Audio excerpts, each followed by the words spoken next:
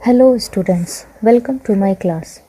Students, आज मैं Meghalaya board के अंतर्गत हिंदी किताब दीप शिखा में दिए गए बाल लीला नामक दोहे का अर्थ बताने जा रही हूँ, जिसको सूरदास जी ने लिखा है।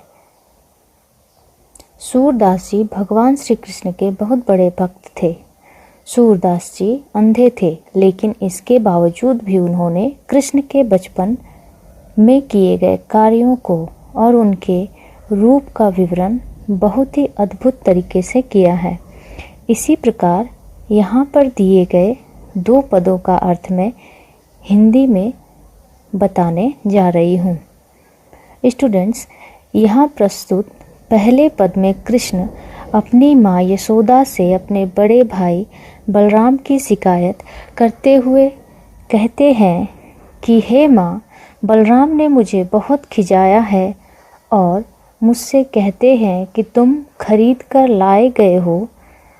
तुझे माता यशोदा ने कब उत्पन्न किया? मैं तुम्हें अपना भाई नहीं मानता। ग्वाल बाल भी मुझ पर हंसते हैं, उनके सामने मुझे चिढ़ाते हैं। इसी क्रोध के कारण मैं खेलने नहीं जाता हूँ। वे बार बार कहते हैं, कौन तेरी माँ है और कौन तेरे पिता है? नंद तो गोरे हैं और माता यशोदा भी गोरी है, फिर तुम क्यों सांवले शरीर वाले हो? चुटकी बजा बजा कर सभी ग्वाल नाचते हैं, सभी मुझ पर हंसते मुस्कुराते हैं। मुझे बिल्कुल अच्छा नहीं लगता है। तूने तो मुझे ही मारना सीखा है, बलराम पर कभी नहीं खींचती हो।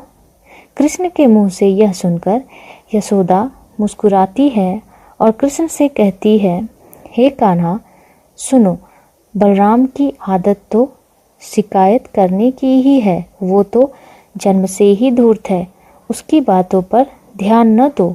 तुम तो सूरदास कृष्ण हो।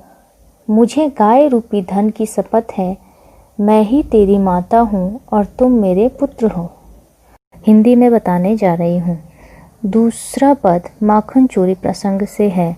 एक दिन श्री कृष्ण मक्खन की मटकी में हाथ डाले एक गोपी के द्वारा रंगे हाथों पकड़े जाते हैं और अपनी बाल सुलभ चतुराई से अपना बचाव करते हैं।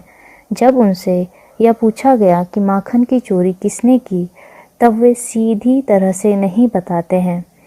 ग्वालिनी कहती है कि जब घर में कोई नहीं था तब माखन चुराने के लिए आए थे, लेकिन मैंने तो तुम्हें आज रंगे हाथों पकड़ लिया है। अब तुम किसका नाम लोगे?